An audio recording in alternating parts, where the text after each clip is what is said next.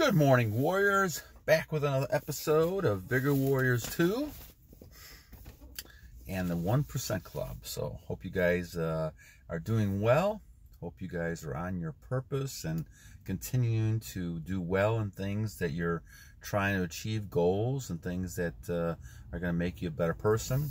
Welcome to the Vigor Warriors Channel 2. And we are focusing on trying to give you information that will give you the best chance to be the best person you can be.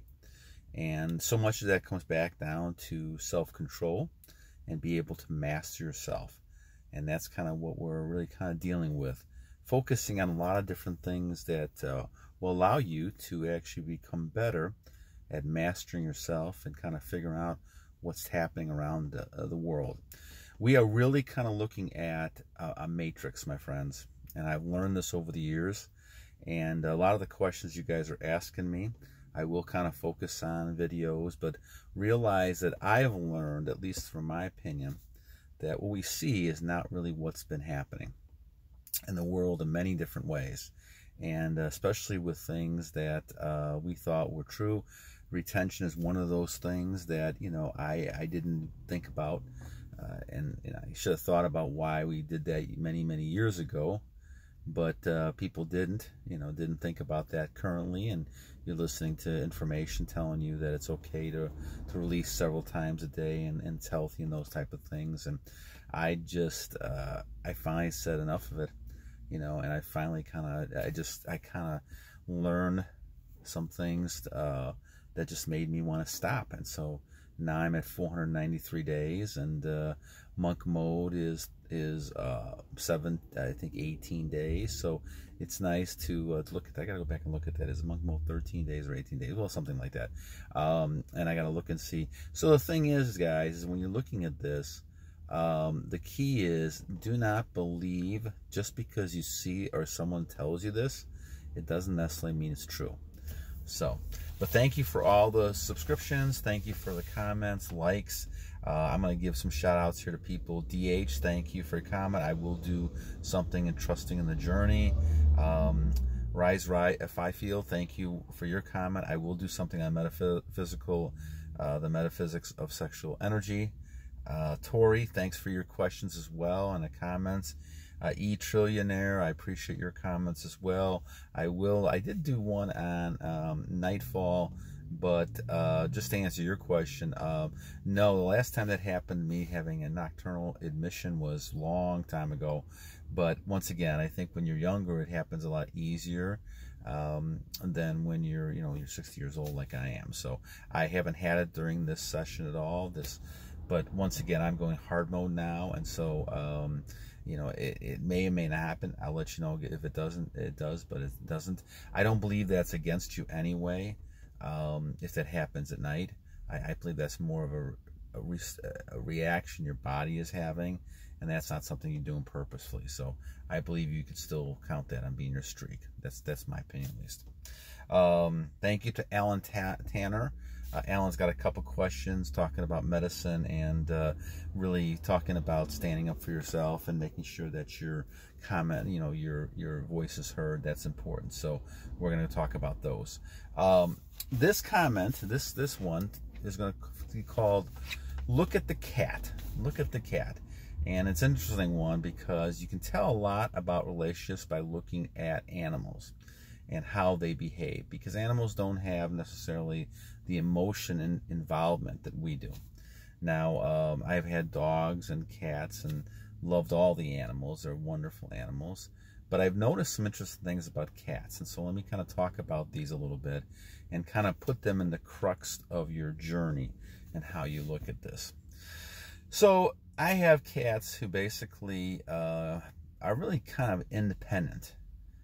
Most cats are independent. There's a few that I've seen over the years that have been more dependent, but not many. Many are independent. And so here's the strategy they tend to use. And it's very curious because I've tried this out over the years, and I've seen this to be the case with 90% of the cats that I've had. So the cats will dictate really what they want. They'll tell you, well, I want to eat, I want food. and they'll come to you and show you affection and those type of things. They know that by doing that, that their reinforcement is going to be something that you're going to help them with. But if they don't want something, then they just kind of walk away. And so I found over the years that by trying to pet them, by trying to,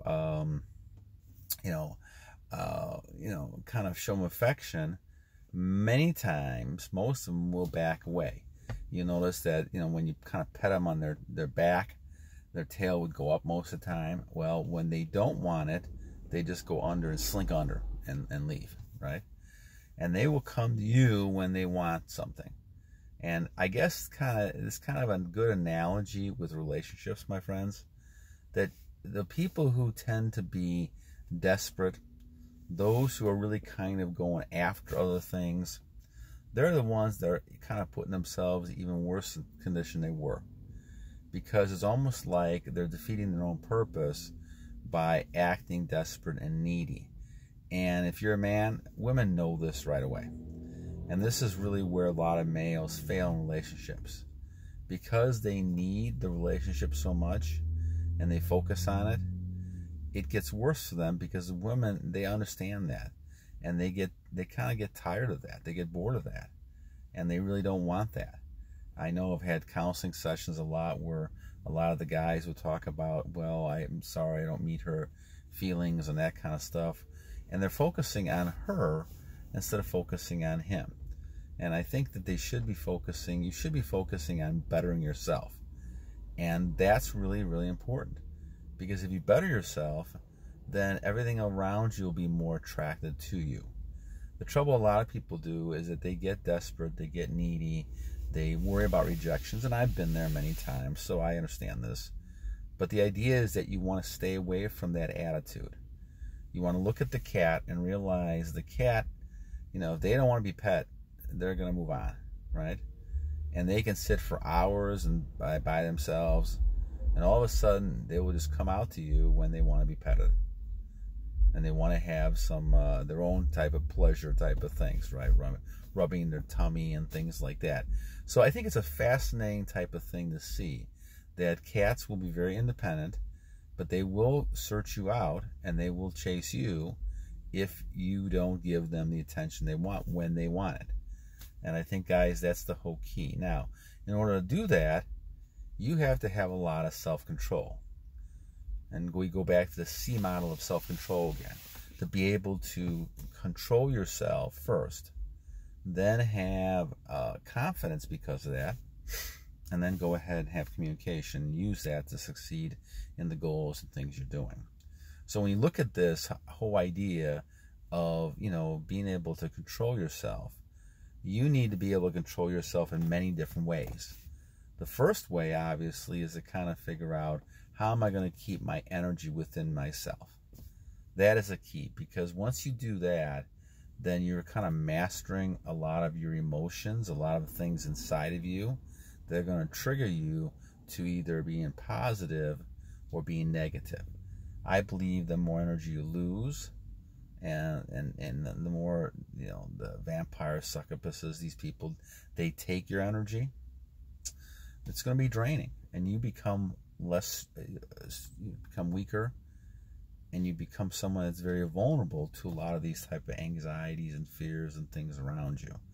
And that's something I've noticed through this whole thing, that I don't have that type of level of anxiety and fear that I used to have. And so, because of that, you have to kind of first be able to control that.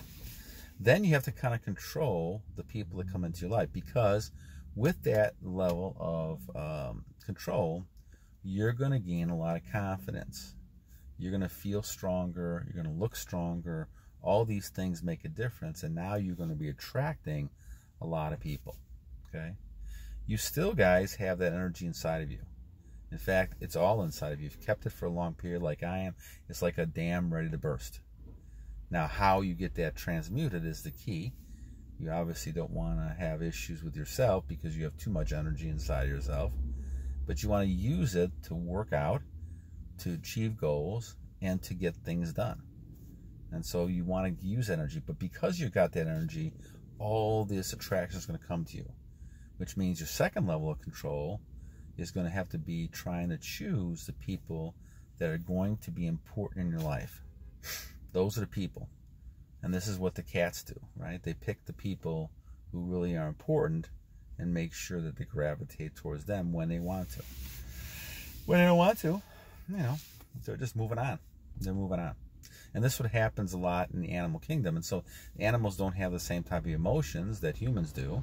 And so part of this is an emotional type reaction. And you have to be careful, especially dealing with, you know, if you're a man dealing with women, because a lot of women are very emotional. And you have to go back and say, okay, I cannot be that way. And I don't think a lot of women want men to be emotional.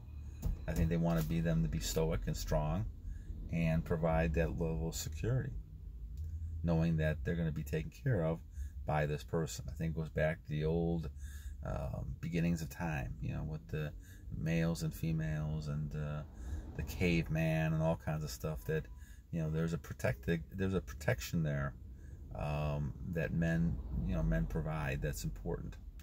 So when you're talking about this, the whole idea is interesting, the cat analogy, because the cats will go ahead and they will kind of interact with each other as well, a lot similarly. You know, that they may 1 minute go ahead and try to reproduce, right? And the next minute, they're just kind of off by themselves. They don't care. So I think it's an interesting detachment type of thing we've talked about before. So definitely, guys, look at that analogy. I think it's kind of an interesting one. It was kind of brought to my attention, so I want to kind of bring it to your attention too, that sometimes you get a lot of interesting types of things. There's a great book that I read called The Dominant Gene when I was in graduate school. And it really talked about looking at other species and how they behave, and looking at the whole benefit of that type of thing. And so definitely looking at the cats. I mean, there's a lot of other interesting ones when we talk about things like looking at the bees and the queen bee as compared to the worker bees. And there's also one on the looking at the praying mantises, where they're biting the head off. The female bites the head off of the male after they have intercourse. Very interesting types of things that you run into. And I think that that we have to kind of look at these things and say to ourselves, you know, is our species all that much different sometimes? So when you look at this, it may not be all that much different in some ways. So, but going back to what we're talking about, focusing on the cat, and let's look at the cat and kind of look at some ideas and kind of learn from other species to kind of see how they behave.